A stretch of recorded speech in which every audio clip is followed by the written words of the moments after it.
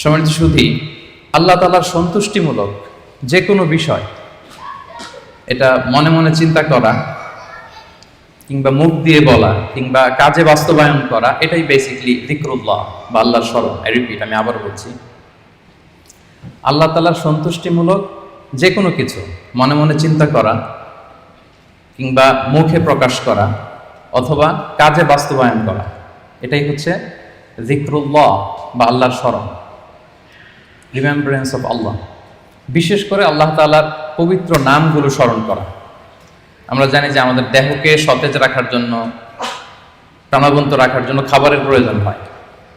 ঠিক তেমনিভাবে আমাদের আত্মা বা আমাদের হৃদয়কে সতেজ রাখার জন্য খাবারের প্রয়োজন হয়, আর সেই খাবারটা হচ্ছে যিকরুল্লাহ, আল্লাহর স্মরণ, রিমেম্বারেন্স অফ আল্লাহ সুবহানাহু ওয়া তাআলা। এবং রাসূল সাল্লাল্লাহু আলাইহি ওয়াসাল্লাম বলেছেন যে আমাদের দেহের সবচাইতে দামি অঙ্গ হচ্ছে আমাদের এই কলব বা আমাদের হৃদয়। বিষ্ণু সাল্লাল্লাহু আলাইহি ওয়াসাল্লাম বলেন, ইন্না ফিল জাসাদি মুদগাহ ইযা সালুহাত সালুহাল জাসাদু কুল্লু ওয়া ইযা ফাসাদাত ফাসাদাল জাসাদু কুল্লু আলা ওয়া হিয়াল কলব। নিশ্চয়ই তোমাদের দেহে একটি গোশতের টুকরো আছে, এই গোশতের টুকরোটা যদি ভালো হয় পুরো দেহটা ভালো হয়, আর এটা যদি নষ্ট হয়ে যায় পুরো দেহটা নষ্ট হয়ে যায়, আর সেটা হচ্ছে কলব বা অন্তর বা হৃদয়। তো আমাদের হৃদয়ের প্রশান্তির জন্য, আমাদের হৃদয়টাকে পরিচ্ছন্ন রাখবার জন্য, আমাদের আত্মা বা কলবকে সজীব তরতাজা প্রাণবন্ত রাখার জন্য আল্লাহ তাআলা সবসময় আমাদেরকে তার পবিত্র নামগুলোকে স্মরণ করতে বলেছেন, তার জিকির করতে বলেছেন।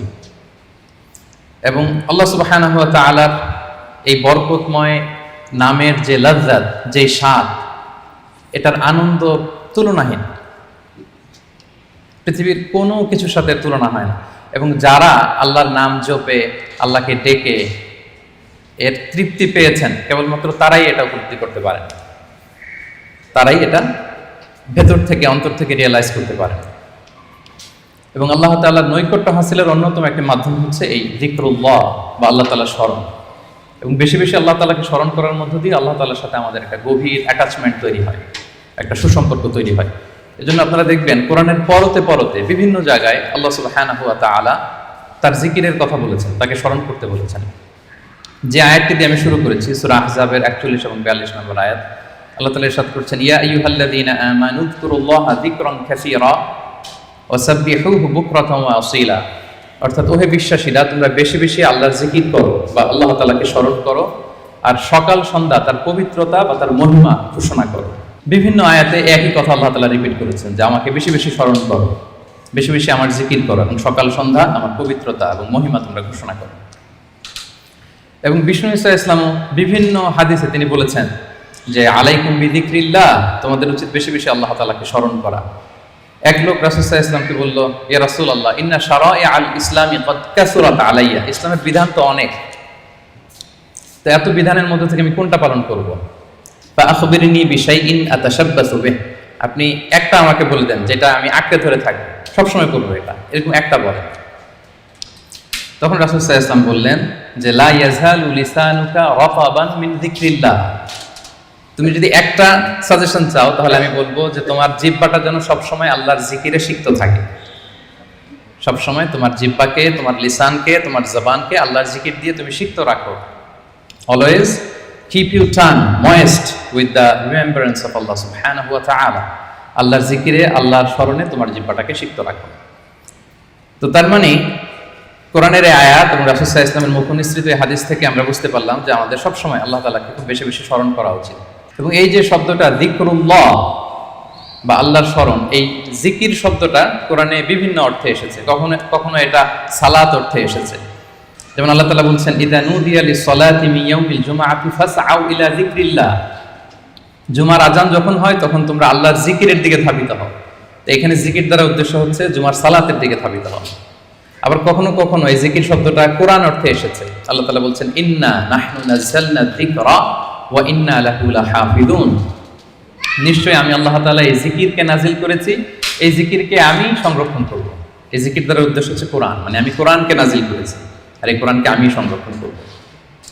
আবার কখনো এই জিকির আল্লাহর আইন বা আল্লাহর বিধান অর্থে কোরআনে এসেছে। আল্লাহ তাআলা বলছেন, ওয়ামান আ'রাদা আন যিকরি ফাইন্না লাহু মাঈশাতান দানকা, যে ব্যক্তি আমি আল্লাহর আইন বা বিধান থেকে মুখ ফিরিয়ে নেয় তাকে আমি তার জীবনটাকে আমি কঠিন করে দেব, সংকীর্ণ জীবিকা আমি তাকে দান করব, এবং কিয়ামতের দিন ওয়া নাহশুরুহু ইয়াওমাল কিয়ামাতি আ'মা, তাকে অন্ধ করে আমি কিয়ামতের দিন উত্থিত করব।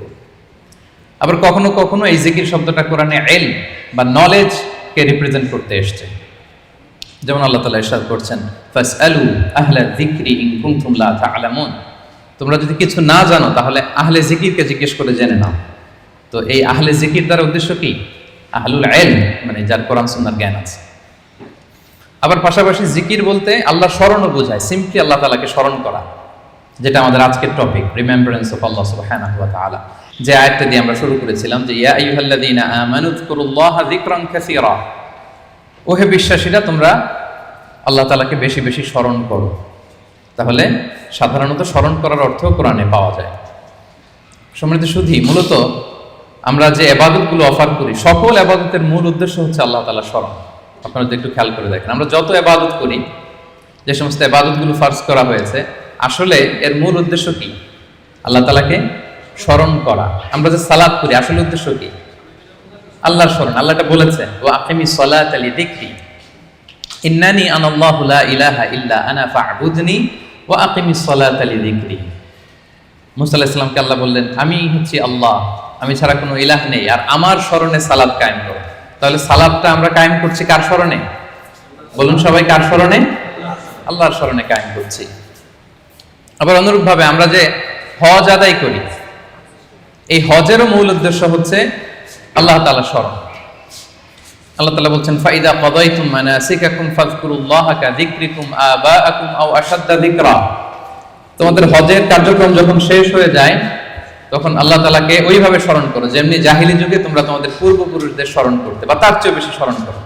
তাহলে সালাতের উদ্দেশ্য আল্লাহকে স্মরণ, আমরা এই আয়াত থেকে পেলাম হজের উদ্দেশ্য আল্লাহকে স্মরণ।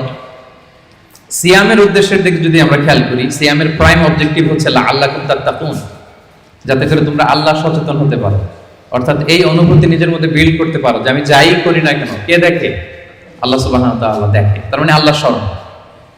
তার মানে সালাত আদায় করি, উদ্দেশ্য আল্লাহ স্মরণ। হজ আদায় করি, এটার উদ্দেশ্য আল্লাহ স্মরণ। আমরা যে রমাদানে সিয়াম অফার করছি, এটার উদ্দেশ্য কিন্তু আল্লাহ স্মরণ। তাহলে সকল ইবাদতের মূল উদ্দেশ্য বেসিকলি আল্লাহ তাআলাকে স্মরণ করা। সম্মানিত উপস্থিতি, এই পর্যায়ে আমি এই যে আল্লাহকে স্মরণ করতে বারবার বলা হয়েছে কোরআনে, হাদিসে, এই স্মরণ করলে আমাদের লাভটা কি, কি বেনিফিট আছে? দ্য বেনিফিটস অফ যিকরুল্লাহ, আল্লাহ তাআলাকে বেশি বেশি স্মরণ করার কিছু বেনিফিটস আমি শেয়ার করতে চাই। আমি 10টি বেনিফিট শেয়ার করব খুব সংক্ষেপে। বেশি বেশি আল্লাহ তাআলাকে স্মরণ করা বা আল্লাহর জিকির করার যে বেনিফিটগুলো আছে, তার প্রথমটা হচ্ছে এর মধ্য দিয়ে আল্লাহ তাআলার সাথে আমাদের একটা স্পেশাল অ্যাটাচমেন্ট গড়ে ওঠে, একটা সুগভীর সম্পর্ক গড়ে ওঠে। এবং আপনি যে আপনার যে কোনো পরিস্থিতিতে আল্লাহর উপর তাওয়াক্কুল করেন, এটা প্রমাণিত হয়। You put you trust on Allah, you rely upon Allah. আপনার যে কোনো সিচুয়েশন আপনি আল্লাহকে স্মরণ করেন, তার মানে কি? আপনার তাওয়াক্কুল বা বিশ্বাস, আস্থার জায়গাটা কার উপরে? আল্লাহর উপরে, এটা প্রমাণিত হয়।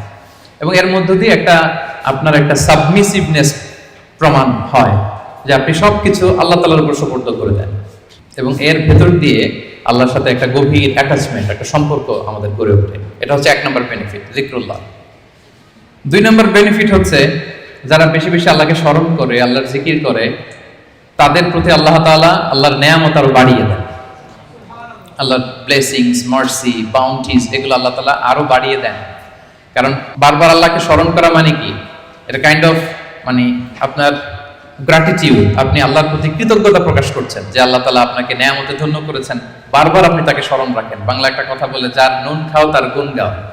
তো আল্লাহর নেয়ামতে আমরা বেঁচে আছি, তো সে আল্লাহকে বারবার স্মরণ করি, তার মানে এটা আল্লাহ তাআলার প্রতি একটা আমাদের কৃতজ্ঞতা বোধ, শুকরিয়া বোধ, তাই না? এবং আল্লাহ বলেছেন, লা ইন শাকারতুম লা আযীদান্নাকুম, যদি বেশি বেশি কৃতজ্ঞ হও, শুকরগুজার হও, শুকরিয়া আদায় করো, আমি নেয়ামত আরো বাড়িয়ে দেব। তাহলে 2 নাম্বার যেটা আমরা পেলাম, আল্লাহ তাআলার নেয়ামতের বাড়িধারা এটা আমাদের উপর আরো বাড়তে থাকবে, কন্টিনিউ হতে থাকবে। 3 নাম্বার হচ্ছে, it protects you from the temptation of শয়তান এন্ড ইভিল আইস। শয়তানের টেম্পটেশন থেকে এই যিকরুল্লাহ আপনাকে রক্ষা করবে। আমরা হাদিসে পড়েছি যে শয়তান ইয়াজরি মাজরাদ দাম, শয়তানকে আল্লাহ এত পাওয়ার দিয়েছেন, রক্ত চলাচলের ওখানে শয়তান ঢুকেও আপনাকে প্রভোগ করতে পারে, টেম্পটেশনটা। সহিহ বুখারীতে এসেছে একটা তা'লিক হাদিস, বিষ্ণুই বলেন, আশ-শাইতানু জাসিমুন আলা কলবি ইবনে আদম, শয়তান বনি আদমের কলবে, অন্তরে খামচি মেরে বসে থাকে। ফাইদা যাকারাল্লাহা খানাসা, যখন বনি আদম আল্লাহর জিকির করে, আল্লাহকে স্মরণ করে, খানাসা, শয়তান দৌড়ে পালায়। ওয়া ইদা গাফালা ওয়াসওয়াসা, আর যখনই আবার সে অন্যমনস্ক হয়, গাফিল হয়, শয়তান আবার এসে তাকে ধোঁকা দিতে থাকে। তাহলে সবসময় যদি আল্লাহর স্মরণের মধ্যে আমরা থাকি, শয়তানের টেম্পটেশন থেকে আমরা মুক্ত থাকবো। এবং এটা কেমন যেন it works like a fortress. আপনি একটা দুর্গের ভেতরে ঢুকে ওই দুর্গকে তালাবদ্ধ করে দিয়েছেন, ইউ আর প্রোটেক্টেড। হ্যাঁ, একটা শিল্ডের পেছনে আপনি আছেন, শয়তানের টেম্পটেশন আপনাকে ছুঁতে পারবে না, শয়তানের হাতছানি আপনাকে ছুঁতে পারবে না, আপনি প্রোটেক্টেড। তো সবসময় যদি আল্লাহ তাআলার জিকিরে, আল্লাহর স্মরণে থাকা যায়, তাহলে স্পেশাল প্রোটেকশন আল্লাহ তাআলার পক্ষ থেকে আমরা পাই। এটা হচ্ছে 3 নম্বর বেনিফিট। 4 নম্বর বেনিফিট হচ্ছে এই যিকরুল্লাহ বা আল্লাহ তাআলার স্মরণগুলো আপনার মিজানের পাল্লায় সেদিন অনেক উঁচু পাহাড় হয়ে দাঁড়াবে, মিজানের পাল্লাকে ভারী করবে। এর সপক্ষে ভুরি ভুরি হাদিস আছে, এতগুলো এখানে উল্লেখ করা সম্ভব না, একটা শুধু বলি। বিষ্ণু ইসলাম বলেন, ওয়া সুবহানাল্লাহি ওয়াল হামদুলিল্লাহি তামলাআনি মা বাইনাস সামাই ওয়াল আরদ। আপনি যদি একবার সুবহানাল্লাহ পড়েন বা আলহামদুলিল্লাহ পড়েন, তাহলে আকাশ জমিনের মাঝখানে যত ফাঁকা জায়গা আছে, পুরো জায়গাটাকে আল্লাহ তাআলা সওয়াব দিয়ে পরিপূর্ণ করে আপনার আমলনামায় উঠিয়ে দিবেন। সুবহানাল্লাহ বিহামদিহি। তাহলে প্রত্যেকটা তাসবিহ উচ্চারণের মধ্য দিয়ে আমার আমলনামা বাড়তেছে, তাই না? আমার মিজানের পাল্লা সেটা ভারী হবে। ফামান সাকুলাত মাওয়াজিনুহু ফাহুয়া ফি ঈশাতির রাদিয়া। আর সেদিন যার মিজানের পাল্লা ভারী হবে, সে আনন্দে থাকবে, সুখে থাকবে, স্বচ্ছন্দ থাকবে, শেষ হাসিটা সেই হাসবে। সো এই জিকিরটাকে, এটা আমাদের এডিকশনে রূপান্তর করা উচিত। বি এডিক্টেড উইথ দ্য যিকরুল্লাহ। সবসময় আপনি পড়ুন লা ইলাহা ইল্লাল্লাহ, সুবহানাল্লাহ। ট্রাফিক জ্যামে আটকে আছেন, পড়ুন আস্তাগফিরুল্লাহ। ড্রাইভিং করছেন, পড়ুন আস্তাগফিরুল্লাহ। মিটিং এ আছেন, ফাঁকে পড়ুন আস্তাগফিরুল্লাহ। অবসর সময় কাটাচ্ছেন, পড়ুন লা হাওলা ওয়ালা কুওয়াতা ইল্লা বিল্লাহ, হাসবুনাল্লাহ। আপনি পড়ুন, আপনি প্রোটেক্টেড থাকবেন এবং প্রতিটি শব্দ উচ্চারণের মধ্য দিয়ে আপনার আমলনামা ভারী হতে থাকবে। আচ্ছা, 5 নম্বর বেনিফিট হচ্ছে আল্লাহ সুবহানাহু ওয়া তাআলা যারা সব সময় আল্লাহকে স্মরণ করে, তাদের জন্য ক্ষমা এবং সুবিশাল প্রতিদানের ঘোষণা দিয়েছেন। সূরা আহজাবের 35 নম্বর আয়াতে আল্লাহ তাআলা 10 শ্রেণীর ব্যক্তির ঘোষণা, 10 শ্রেণীর ব্যক্তির নাম উল্লেখ করে তিনি বলেছেন, আ'আদাল্লাহু লাহুম মাগফিরাতাও ওয়া আজরান আযীমা। এই 10 শ্রেণীর লোকের জন্য আল্লাহ তাআলা ক্ষমা এবং সুমহান প্রতিদান তিনি রেখে দিয়েছেন। এই 10 শ্রেণীর ব্যক্তির মধ্যে এক শ্রেণী হচ্ছে আয-যাকিরুনাল্লাহা কাসীরাও ওয়ায-যাকিরাত, যারা সব সময় সর্ব অবস্থায় আল্লাহ তাআলাকে স্মরণ করে, তাদের জন্য আল্লাহ তাআলা ক্ষমা প্রস্তুত করে রেখেছেন। এবার বলেন তো, আমাদের ক্ষমার দরকার আছে কিনা? হ্যাঁ, আছে। আমরা সবাই তো ক্ষমার ভিখারি, আল্লাহ তাআলার কাছে ক্ষমা চাই। আমরা সবাই পাপী। কুল্লুকুম খাত্তাউন ওয়া খায়রুল খাত্তাইনা আত-তাওয়াবুন। আমরা সবাই পাপী, আমাদের ক্ষমার প্রয়োজন আছে। তো আমরা যেন বেশি বেশি আল্লাহ তাআলাকে স্মরণ করি, তার জিকির দিয়ে যেন আমাদের জিহ্বাকে সিক্ত রাখি। আচ্ছা, 6 নাম্বার হচ্ছে it saves you from the hell fire. আল্লাহর জিকির জাহান্নামের আগুন থেকে মানুষকে বাঁচায়। রাসূল সাল্লাল্লাহু আলাইহি ওয়াসাল্লাম বলেন, লিকুল্লি শাইইন সিকালা ওয়া সিকালাতুল কুলুবি যিকরুল্লাহ। সবকিছুকে পলিশ করতে হয়, আর অন্তরের পলিশ করার পদ্ধতি হচ্ছে যিকরুল্লাহ, আল্লাহর জিকির। আল্লাহর জিকির ছাড়া কোনো কিছু দিয়ে হৃদয়কে পলিশ করা যায় না। এরপর বিষ্ণু সাল্লাল্লাহু আলাইহি ওয়াসাল্লাম বলেছেন, মা মিন শাইইন আনজা মিন আযাবিল্লাহি মিন যিকরিল্লাহ। আল্লাহর আযাব থেকে বান্দাকে বাঁচাতে আল্লাহর জিকিরের চেয়ে কার্যকরী দ্বিতীয় কোনো জিনিস আর পৃথিবীতে নেই। আল্লাহর আযাব থেকে রক্ষা করতে সবচাইতে কার্যকরী হাতিয়ার হচ্ছে যিকরুল্লাহ, আল্লাহর স্মরণ। সব সময় উঠতে বসতে আল্লাহ তাআলাকে স্মরণ করা। তাহলে বেশি বেশি জিকির আমাদেরকে জাহান্নামের আগুন থেকে বাঁচাবে। 8 নাম্বার বেনিফিট হচ্ছে, এটা খুব ইন্টারেস্টিং যদি আপনারা একটু খেয়াল করেন, যে এই জিকিরটা এটা যে কোনো সময় করা যায়। কি বলেন? যে কোনো সময় করা যায়, যে কোনো পরিস্থিতিতে করা যায়, ইন এনি সিচুয়েশন, যেখানে থাকেন করা যাবে। আল্লাহ বলেছেন, ফাযকুরুল্লাহা কিয়ামান ওয়া কুউদান ওয়া আলা জুনুবিহিম। দাঁড়িয়ে করা যায় আল্লাহর জিকির, বসে করা যায়, শুয়ে করা যায়, ইভেন আপনি যদি অপবিত্র থাকেন তখনও করা যায়। আল্লাহর জিকির করার জন্য, আল্লাহকে মনে মনে স্মরণ করার জন্য কিন্তু পবিত্রতা প্রয়োজন নেই, সবাই একমত। ইভেন আপনি যদি জুনুবি হালাতে থাকেন, মানে আপনার উপর গোসল করা ফরজ, তখনও আপনি আল্লাহর জিকির করতে পারবেন। ইভেন আমাদের বোনদের যখন পিরিয়ড চলে, তখনও তারা আল্লাহর জিকিরগুলো করতে পারে, তাসবিহগুলো করতে পারে, তাহলিলগুলো করতে পারে। সুবহানাল্লাহ ওয়া বিহামদিহি। তাহলে এটা এমন একটা আমল যেটা সব সময় করা যায়, যে কোনো মুহূর্তে করা যায়, যে কোনো সিচুয়েশনে করা যায়। তো এই জন্য আমরা যেন নিজেদেরকে আল্লাহর জিকিরের সাথে জুড়ে রাখি, সম্পৃক্ত করে রাখি, সবসময় আমাদের জিহ্বা যেন আল্লাহর জিকির দিয়ে আমরা সিক্ত রাখি। 9 নম্বর বেনিফিট হচ্ছে, আমরা যদি আল্লাহর জিকির করি, আল্লাহ আমাদের জিকির করে। সুবহানাল্লাহ বিহামদি। আল্লাহ তাআলা বলছেন, ফাযকুরুনি আযকুরকুম ওয়াশকুরুলি ওয়ালা তাকফুরুন। ওহে বান্দারা, তোমরা আমাকে স্মরণ করো, আমিও তোমাদেরকে স্মরণ করি। আমরা আল্লাহকে স্মরণ করলে আল্লাহ আমাদেরকে স্মরণ করে। সুবহানাল্লাহ। এটা অনুভূতির বিষয়। প্রাইম মিনিস্টার আনোয়ার ইব্রাহিম যদি আমাকে স্মরণ করে, আমাকে নিয়ে কথা বলে প্রাইম মিনিস্টারের অফিসে, এটা কেমন ফিল হবে আপনাদের? জো বাইডেন আমাকে নিয়ে আলাপ করে হোয়াইট হাউস, এটা কেমন ফিল হবে আপনাদের? আরশের মালিক আল্লাহ সুবহানাহু ওয়া তাআলা আপনাকে স্মরণ করে, আপনার নাম উল্লেখ করে, এটা কেমন লাগে আপনার কাছে? আল্লাহু আকবার। হাদিসে কুদসিতে আল্লাহ তাআলা বলেন, ফাইন যাকারানি ফি নাফসি নাফসিহি যাকারতুহু ফি নাফসি। আমার কোন বান্দা যদি একাকী আমাকে স্মরণ করে, আমিও আমার বান্দাকে একাকী স্মরণ করি। আমার কোন বান্দা মনে মনে আমাকে স্মরণ করলে, আমি তাকে মনে মনে স্মরণ করি। ওয়া ইন যাকারানি ফি মালাইন যাকারতুহু ফি মালাইন খায়রিম মিনহু। আর সামষ্টিকভাবে কোন বিশাল প্রোগ্রামে, গেট টুগেদারে যদি সবাই মিলে আমি আল্লাহকে স্মরণ করে, তাহলে আমি এর চেয়েও বড় গেট টুগেদার সাজিয়ে ফেরেশতাদেরকে নিয়ে সেখানে আমি আমার বান্দাকে স্মরণ করি। ওয়া ইন তাকাররাবা ইলাইয়া বিশিবরিন তাকাররাবতু ইলাইহি যিরাআন। আমার কোন বান্দা যদি আমার দিকে এক বিঘত অ্যাডভান্স হতে চায়, অগ্রসর হতে চায়, আমি আমার বান্দার দিকে এক হাত অগ্রসর হই। ওয়া ইন তাকাররাবা ইলাইয়া যিরাআন তাকাররাবতু ইলাইহি বাআন। আমার কোন বান্দা যদি আমার দিকে এক হাত আসতে চায়, আমি আমার বান্দার দিকে 2 হাত এগিয়ে যাই। ওয়া ইন আতানি ইয়ামশি আতাইতুহু হারওয়ালা। আমার কোন বান্দা যদি আমার দিকে হেঁটে হেঁটে আসতে চায়, আমি আমার বান্দার সাক্ষাতে উৎগ্রীব হয়ে তার দিকে দৌড়ে দৌড়ে যাই। ফাযকুরুনি আযকুরুকুম ওয়াশকুরুলি ওয়ালা তাকফুরুন। আমাকে স্মরণ করো, তো আমিও তোমাদের স্মরণ করব। আল্লাহু আকবার। তাহলে জিকিরের 9 নম্বর বেনিফিট হচ্ছে, আমরা আল্লাহকে স্মরণ করলে আল্লাহ কি করে? আমাদেরকে স্মরণ করে। জিকিরের 10 নম্বর বেনিফিট হচ্ছে, জিকির হৃদয়কে প্রশান্ত করে। আলা বিযিকরিল্লাহি তাতমাইন্নুল কুলুব। আল্লাহর জিকির দিয়ে, আল্লাহর স্মরণ দিয়ে আমাদের হৃদয় প্রশান্ত হয়। সম্মানিত ভাই এবং বোনেরা, পৃথিবীর কোনো কিছু দিয়ে আপনার হৃদয়কে আপনি পরিতৃপ্ত করতে পারবেন না। কোনো কিছু না, তৃপ্ত হবে না আপনার হৃদয়। আপনি যদি খুব পেট ভরে ভালো কিছু খান 5 স্টার বুফেতে, আপনার পেট ভরবে, কিন্তু হৃদয় তৃপ্ত হবে না। আপনি যদি অনেক টাকার মালিক হন, আপনার একটা স্যাটিসফ্যাকশন আসবে, কিন্তু আপনার হৃদয় তৃপ্ত হবে না। আপনার যদি অনেক নেম হয়, ফেম হয়, পাওয়ার আসে আপনার হাতে, আপনার একটা স্যাটিসফ্যাকশন আসবে, আপনার হৃদয় তৃপ্ত হবে না। বিবাহিতরা, তারা যদি ফিজিক্যাল ইন্টিমেসিতে যায় হালাল পন্থায়, তার ডিজায়ার ফুলফিল হয়, কিন্তু তার কল্প তৃপ্ত হয় না, হৃদয় তৃপ্ত হয় না। হৃদয় তৃপ্ত হয় কেবলমাত্র, শুধুমাত্র, একমাত্র একটি নামের স্মরণে। নামটা কি? আল্লাহ। আলা বিযিকরিল্লাহি তাতমাইন্নুল কুলুব। জেনে রেখো, শুধুমাত্র কেবলমাত্র আল্লাহর নামের স্মরণেই আমাদের হৃদয় প্রশান্ত হয়। আল্লাহর জিকিরেই আপনি মনোদৈহিক প্রশান্তি লাভ করবেন। বিষ্ণু সাল্লাল্লাহু আলাইহি ওয়াসাল্লাম বলেছেন, মাসালুল্লাযী ইয়াযকুরু রাব্বাহু ওয়াল্লাযী লা ইয়াযকুরু মাসালুল হাইয়্যি ওয়াল মাইয়্যিত। যে ব্যক্তি আল্লাহকে স্মরণ করে আর করে না, তাদের পার্থক্য হচ্ছে জীবিত আর মৃতের মতো। যে আল্লাহকে স্মরণ করে, তার হৃদয়টা জীবিত। আর যে ব্যক্তি আল্লাহকে স্মরণ করে না, অ্যাপারেন্টলি তাকে জীবিত মনে হলেও আল্লাহ বলে তার হৃদয়টা মৃত।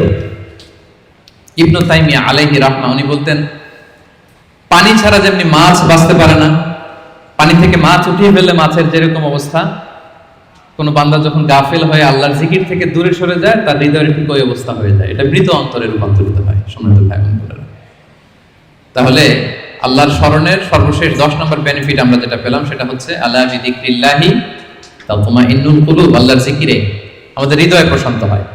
তাহলে 10টা বেনিফিট আমরা তো বুঝতে পারলাম নাকি? এখন কি মনের মধ্যে আগ্রহ জাগতেছে বেশি বেশি আল্লাহর তাসবিহ, তাহলিল, জিকিরগুলো করার অবসর টাইমে? হ্যাঁ, ইনশাআল্লাহ বলেন সবাই। ইনশাআল্লাহ, আল্লাহ আমাদের তৌফিক দান করুক। এবার আমরা একটু করে জেনে নেই, এই যে জিকির করব, এটার পদ্ধতি কি? জিকিরের পদ্ধতি নিয়ে আবার অনেক কথাবার্তা আছে। কোন পদ্ধতিতে এই জিকিরটা আমরা করব? শুরুতেই তো আমরা এতটুকু বলেছি যে আল্লাযীনা ইয়াযকুরুনাল্লাহা কিয়ামান ওয়া কুউদান ওয়া আলা জুনুবিহিম, যে দাঁড়িয়েও জিকির করা যায়, বসেও করা যায়, শুয়েও করা যায়। আল্লাহ তাআলা একটা আয়াতে বলেছেন, ফাযকুরুল্লাহা কামা আল্লামাকুম মা লাম তাকুনু তা'লামুন। তোমরা আল্লাহকে ওইভাবে স্মরণ করো, আল্লাহর জিকির করো যেভাবে আল্লাহ তোমাদের শিখিয়েছে। তাহলে জিকির কিভাবে করতে হবে, এটাও কিন্তু আল্লাহ তাআলা আমাদেরকে শিখিয়েছেন। ইনস্ট্রাক্ট করেছেন, গাইড করেছেন। আমি শোনাবো আপনাদের। আল্লাহ যেভাবে শিখিয়েছেন, ফাযকুরুল্লাহ কামা আল্লামাকুম, আল্লাহ যেভাবে শিখিয়েছেন ওইভাবে করো জিকির। কিভাবে শিখিয়েছেন আল্লাহ? সূরাতুল আ'রাফের 205 নম্বর আয়াতে আল্লাহ তাআলা খুব এক্সপ্লিসিটলি তিনি জানিয়েছেন কিভাবে আল্লাহর জিকির করতে হবে। আল্লাহ তাআলা বলছেন, ওয়াযকুর রাব্বাকা ফি নাফসিকা তাদাররুআন ওয়া খীফাতান ওয়া দুনাল জাহরি বিল কওলি বিল গুদুবি ওয়াল আসাল ওয়া লা তাকুন মিনাল গাফিলিন। সম্মানিত সুধী, খেয়াল করে শুনুন কিভাবে আল্লাহর জিকির করতে হবে। দেখেন আল্লাহ তাআলা কয়েকটা নির্দেশনা আমাদেরকে দিয়েছেন। নাম্বার 1, ওয়াযকুর রাব্বাকা, তোমার রবের জিকির করো। তার মানে জিকিরের মধ্যে কার নাম থাকতে হবে? কোন জিকিরে যদি আল্লাহর নাম না থাকে ওটা আল্লাহর জিকির হবে? বলেন। আপনি বাংলাদেশে অনেক জিকির দেখবেন যে এমন কিম্ভূত কিমাকার অদ্ভুত আওয়াজে জিকির করে যেখানে আল্লাহ তাআলার পবিত্র নাম খুঁজে পাওয়া যায়। এরকম জিকির আছে না? এটা কি কোরআন অনুযায়ী জিকির হলো? হয়। আল্লাহর নাম থাকতে হবে, 1 নম্বর শর্ত। এরপর আল্লাহ বললেন ফি নাফসিকা, জিকির করতে হবে মনে মনে। এভাবে মনে মনে জিকির করতে হবে, মনে মনে আল্লাহ তাআলাকে স্মরণ করা। এটা রেকমেন্ডেড, এটা বেশি ভালো। যদি আপনি আওয়াজ করে করতে পারবেন এটা জায়েজ আছে। 2 নম্বরে হচ্ছে তাদাররুআন, সবিনয়। আপনার একটা বিনীত ভাব থাকতে হবে জিকিরের মধ্যে। 3 নম্বর হচ্ছে খীফাতান, ভীত বহবল চিত্তে, আল্লাহর ভয় আপনার অন্তরে জাগ্রত থাকতে হবে জিকিরের সময়। তারপর হচ্ছে দুনাল জাহরি মিনাল কওল, অনুচ্চ স্বরে, আওয়াজ করে না, চিৎকার চেঁচামেচি করে নয়। আওয়াজ করে জিকির করা যাবে শুধু তালিমের ক্ষেত্রে। ধরেন যে আমি শিক্ষা দিচ্ছি আমার স্টুডেন্টদেরকে বা লোকদেরকে যে এটা হচ্ছে লা ইলাহা ইল্লাল্লাহ, তো আমি আওয়াজ করে না বললে ওরা শুদ্ধভাবে উচ্চারণ করতে পারবে? তালিমান তারবিয়াতান এটা জায়েজ আছে, কিন্তু বেসিক্যালি জিকির হবে ফি নাফসিক, মনে মনে। তাদাররুআন, সবিনয়। খীফাতান, ভীত বহবল চিত্তে। দুনাল জাহরি বিল কওল, অনুচ্চ স্বরে আল্লাহ তাআলাকে ডাকো। এটা হচ্ছে জিকিরের পদ্ধতি কোরআনের আয়াতের আলোকে। হাদিসে বিষ্ণু ইসলাম আরেকটা যোগ করেছেন। এক হাদিসে বিষ্ণু বলেন 7 শ্রেণীর ব্যক্তিকে আল্লাহ তাআলা কিয়ামতের দিন তার সুশীতল আরশের নিচে ছায়া দিবেন, যেদিন আল্লাহর দেয়া সেই ছায়া ছাড়া কোনো ছায়া থাকবে না। এর মধ্যে 1 শ্রেণীর ব্যক্তি হচ্ছে রাজুলুন যাকারাল্লাহা খালিয়ান ফাফাদাত আইনা, এমন ব্যক্তি যে গোপনে আল্লাহকে ডাকে। যাকারাল্লাহা খালিয়ান, বিষ্ণুকে আরেকটা জুড়ে দিয়েছেন খালিয়ান, গোপনে। গোপনে জিকির এটা আল্লাহ তাআলার কাছে বেশি পছন্দনীয়। এরপর তিনি আবার বললেন ফাফাদাত আইনা, অশ্রুসিক্ত নয়নে, চোখের পানি ছেড়ে অশ্রুসিক্ত নয়নে যদি আমরা জিকির করি, ওই জিকিরটা, ওই দোয়াটা আল্লাহ তাআলার কাছে খুব দ্রুত কবুল হয়ে যায়। প্রিয় ভাই বোনেরা, 2 ফোঁটা আল্লাহর কাছে সবচাইতে প্রিয়। আওয়াজ করে বলুন তো কয় ফোঁটা? 2 ফোঁটা। এক হচ্ছে জিহাদের ময়দানে মুজাহিদের গা বেয়ে রক্তের ফোঁটা। জিহাদের ময়দানে মুজাহিদের শরীর থেকে ঝরে পড়া রক্তের ফোঁটা আল্লাহর কাছে বড় প্রিয়। 2 নাম্বার হচ্ছে অনুতপ্ত বান্দার চোখের পানির ফোঁটা। একজন বান্দা তার কৃতকর্মের জন্য অনুতপ্ত হয়ে যখন কাঁদে, অশ্রু বিসর্জন দেয়, তার চোখের পানি তার চোখ বেয়ে, তার নাক বেয়ে জমিনে ড্রপ করার আগেই আল্লাহ এই বান্দাকে মাফ করে দেয়। তাহলে মুজাহিদের রক্তের ফোঁটা আর অনুতপ্ত বান্দার চোখের পানির ফোঁটা আমার কাছে খুব প্রিয়। বিশ্বনবী তাই বললেন, রাজুলুন যাকারাল্লাহা খালিয়ান ফাফাদাত আইনা, এমন ব্যক্তি যে গোপনে আল্লাহকে স্মরণ করে আর অশ্রুসিক্ত নয়নে। তাহলে জিকির কিভাবে করব? মোটামুটি একটা পিকচারাইজেশন হয়েছে না? হ্যাঁ, ওয়াযকুর রাব্বাকা ফি নাফসিকা, মনে মনে জিকির করুন। তাদাররুআন, সবিনয়ে। খীফাতান, ভীত বহবল চিত্তে। দুনাল জাহরি বিল কওল, অনুচ্চ স্বরে। আর হাদিসে এসেছে খালিয়ান, গোপনে। ফাফাদাত আইনা, অশ্রুসিক্ত নয়ন। এভাবে যদি আমরা আল্লাহ তাআলাকে স্মরণ করি, এভাবে যদি আমরা কায়মনোবাক্যে আল্লাহকে ডাকি, এভাবে যদি আল্লাহ তাআলার কাছে চাই, আল্লাহ তাআলা এই দৃশ্যটা দেখতে করতে পছন্দ করেন। তাহলে জিকিরের পদ্ধতি সবার কাছে ক্লিয়ার। এর বাইরে যে লম্ফ জম্ফ দিয়ে অদ্ভুত কিম্ভূত কিমাকার আওয়াজ করে জিকির করলে এটা হবে? ওইটা কোরআন সুন্নাহর সাথে সাংঘর্ষিক হবে। এভাবে জিকির করা যাবে না। সুস্পষ্ট আল্লাহ তাআলার পবিত্র বরকতময় নাম বোঝা যেতে হবে এবং গোপনে অনুচ্চ স্বরে নীরবে আল্লাহ তাআলার নামকে জপতে হবে। এবার দ্য কোশ্চেন অ্যারাইজেস, কোন জিকিরটা করব? জিকির তো অনেক, কি বলেন? আমরা একটু জেনে নিই যে সবচাইতে শ্রেষ্ঠ জিকির কোনটা। কেউ কি জানেন সবচেয়ে শ্রেষ্ঠ জিকির কোনটা? হ্যাঁ, সুবহানাল্লাহি বিহামদি। আর একটু বলেন, আওয়াজ করে, সাহস করে বলেন। লা ইলাহা ইল্লাল্লাহ, এই তো চলে আসছে। এটা সবচাইতে শ্রেষ্ঠ জিকির। সহিহ মুসলিমের বর্ণনা, বিষ্ণু সাল্লাল্লাহু আলাইহি ওয়াসাল্লাম বলেন, আফদালু যিকরি লা ইলাহা ইল্লাল্লাহ, সবচেয়ে শ্রেষ্ঠ জিকির হচ্ছে লা ইলাহা ইল্লাল্লাহ। আপনার কাছে মনে হয় এটা তো সিম্পল, এটা তো সবাই জানে, এটা তো সবাই পড়ে। না, আল্লাহ তাআলার কাছে এটা অনেক দামি, সবচেয়ে শ্রেষ্ঠ জিকির। এটা একটা বিপ্লবী বাণী, এটা একটা সুমহান বাণী, এটাকে বলা হয় কালিমাতুত তাওহীদ। একত্ববাদের ঘোষণা আছে, লা ইলাহা ইল্লাল্লাহ, আল্লাহ ছাড়া কোনো ইলাহ নেই, কোনো উপাস্য নেই, কোনো বিধানদাতা নেই, কোনো আইনদাতা নেই। এটা সুমহান বাণী, এটা যাচ্ছে তাই ছোটখাটো কোনো বাণী নয়। লা ইলাহা ইল্লাল্লাহ আফদালু যিকরি লা ইলাহা ইল্লাল্লাহ। অবসর পেলেই, সময় পেলেই পড়বেন লা ইলাহা ইল্লাল্লাহ, লা ইলাহা ইল্লাল্লাহ, লা ইলাহা ইল্লাল্লাহ। এটা কালিমাতুত তাওহীদ, আল্লাহ তাআলার সুমহান বাণী। এটা যে আমাদের কাছে খুব স্বাভাবিক জিকির মনে হয়, এটা এই ব্যাপারটা আবার অস্বাভাবিক না, এটা অস্বাভাবিক। কারণ মুসা আলাইহিস সালামের কাছে এমন মনে হয়েছিল। মুসা আলাইহিস সালাম সরাসরি আল্লাহর সাথে কথা বলতেন। মুস্তাদরাকে হাকিমে একটা হাদিস এসেছে, মুসা আলাইহিস সালাম আল্লাহকে বললেন, ইয়া রাব্বি আল্লিমনি শাইআন আযকুরুকা বিহি ওয়া আদউকা বিহি। মুসা আলাইহিস সালাম আল্লাহকে বললেন, আল্লাহ আপনি আমাকে এমন একটা জিকির শিক্ষা দেন, যে জিকিরটা দিয়ে আমি আপনাকে ডাকবো, আপনার কাছে চাইবো, এবং এটা আর কেউ জানবে না, আপনি আর আমি। তো আল্লাহ বললেন, ইয়া মুসা কুল লা ইলাহা ইল্লাল্লাহ, হে মুসা তুমি পড়ো লা ইলাহা ইল্লাল্লাহ। মুসা আলাইহিস সালাম বললেন, ইয়া রাব্বি কুল্লু ইবাদিকা ইয়াকুলু হাদা, হে আল্লাহ আপনার সব বান্দাই তো এটাই পড়ে, লা ইলাহা ইল্লাল্লাহ তো সবাই জপে, সবাই পড়ে, আমি তো স্পেশাল কিছু চেয়েছিলাম, ইন্নামা উরিদু শাইআন তাখুসুনি বি, আমি এমন কিছু চেয়েছি যেটা স্পেশাল, এটা এই নামে আমি ডাকবো আর আপনি জানবেন, আর কেউ জানবে না, স্পেশাল একটা জিকির আমাকে শিক্ষা দেন। তখন আল্লাহ তাআলা বললেন, ইয়া মুসা লাউ তাদাউ লা ইলাহা ইল্লাল্লাহ ফি কাফা, মুসা তুমি যদি লা ইলাহা ইল্লাল্লাহকে মিজানের এক পাল্লায় রাখো, ওয়া তাদাউস সামাওয়াতুস সাবউ ওয়াল আরাদিন ফি কাফা, আর সাত আকাশ আর সাত জমিন যদি আরেক পাল্লায় রাখো, লা রাজাহাত কাফাতু লা ইলাহা ইল্লাল্লাহ, মুসা মুহূর্তেই লা ইলাহার পাল্লাটা ভারী হয়ে যাবে। সুবহানাল্লাহ। এটা যেন তেন কোনো কালিমা নয়, এটা বিপ্লবী বাণী, এটা সুমহান বাণী।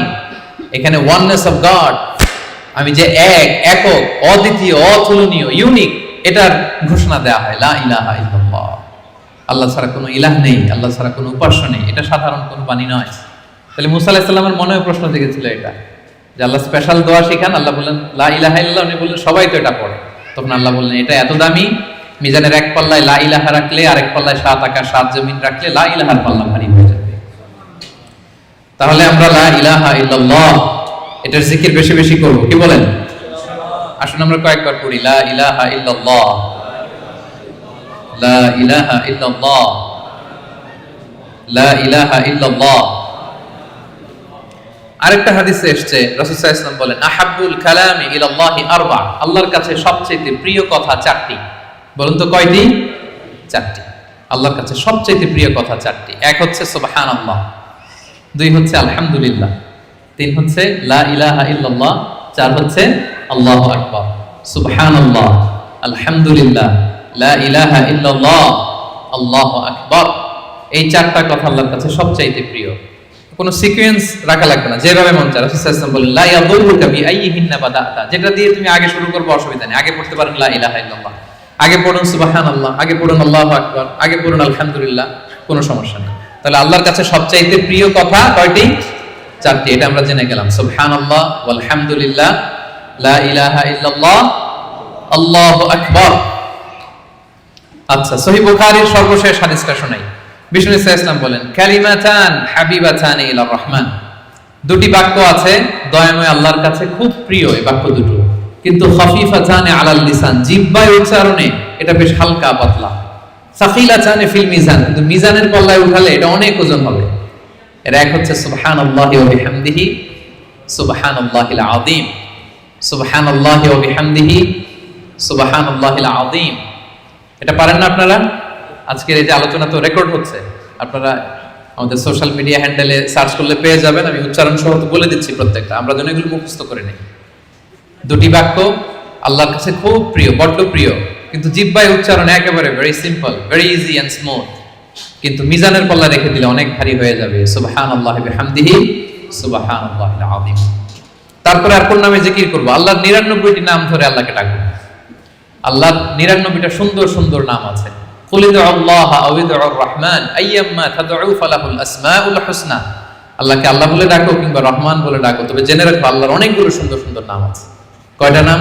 সহিহ বুখারীতে এসেছে, ইন্না লিল্লাহি 99 ইসমা মিআতান ইল্লা ওয়াহিদা। আল্লাহর 99টা নাম আছে। মান আহসাহা দাখালাল জান্নাহ। যে এই 99 নামকে মুখস্থ করবে, এটাকে হৃদয়ে ধারণ করবে, এর যে হক আছে আদায় করবে, আল্লাহ তাকে জান্নাত দান করবে। আল্লাহর 99টা নাম সুযোগ হলে মুখস্থ করবেন। আমাদের আইআইএম এর প্রতিদিনের মর্নিং অ্যাসেম্বলি শুরু হয় আল্লাহর 99টা নাম জপে। খেয়াল করেছেন আপনারা? হ্যাঁ, একটা নাশিদের সুরে পড়ে সকালবেলা, নাকি ঘুমিয়ে থাকেন ওই টাইমে আপনারা? সকালবেলা 8টার দিকে, মোস্ট লাইকলি 8টার দিকে যখন দোয়া করে আমাদের মর্নিং অ্যাসেম্বলি শুরু হয় ইউআইতে, সেই তো আমি 13 সাল থেকে শুনতেছি আল্লাহর 99টা নাম জপে তারপরে officially the starting of the day এখানে হয়। আলহামদুলিল্লাহ। তো আল্লাহর নামগুলো ধরে যেন আমরা আল্লাহকে ডাকি, ইয়া আল্লাহ, ইয়া রহমান, ইয়া রহিম, ইয়া হাইয়্যু, ইয়া কাইয়্যুম। এভাবে আল্লাহকে ডাকলে আল্লাহ তাআলা বড় খুশি হন। এবং হাদিসে এসেছে আর রহমান আর রহিম এবং হাইয়্যু আর আল কাইয়্যুম এই নামগুলোকে ইসমে আজম বলা হয়েছে। এক সাহাবী এভাবে ইয়া হাইয়্যু, ইয়া কাইয়্যুম, ইয়া রহমান, রহিম বলে দোয়া করছে। এই দোয়া রাসূল সাল্লাল্লাহু আলাইহি ওয়াসাল্লাম শুনে বললেন, ওর দোয়া তো আছে, কবুল হয়ে যাবে, কারণ সে ইসমে আজম ধরে ধরে দোয়া করছে।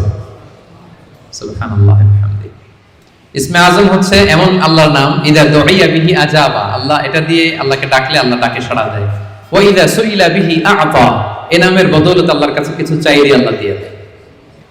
তাহলে এই নামগুলো ধরে আমরা আল্লাহ তাআলাকে ডাকতে পারি। কি বলেন? আল্লাহর 99টা নাম আমরা যেন মুখস্থ করি।